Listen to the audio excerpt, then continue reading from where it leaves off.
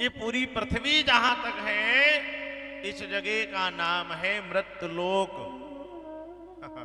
कहीं भी जाइए, भारत ही नहीं, कहीं भी जाइए, क्या नाम है? मृतलोक। अमृतलोक का एक नियम है, जो आया है उसे जाना पड़ेगा। चाहे हंस के जाओ, चाहे रो करके जाओ, जाना तो आपको पड़ेगा। तो प्रयास करके ऐसा जाइए, हे प्रभु आपने मुझे भेजा है।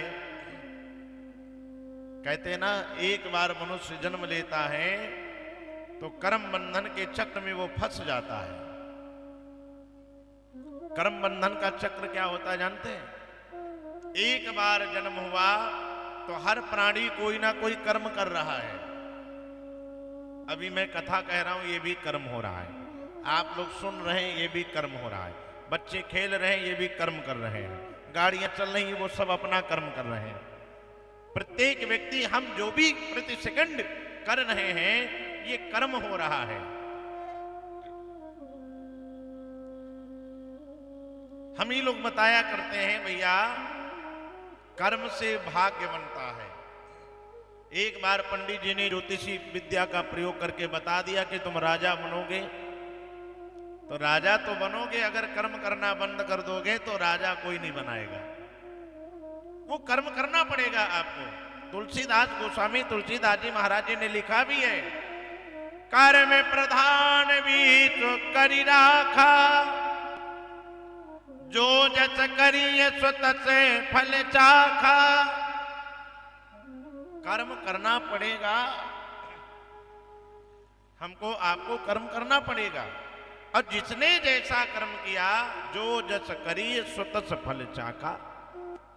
वही बात, बोया पेड़ बबूल का, आम कहां से पाए।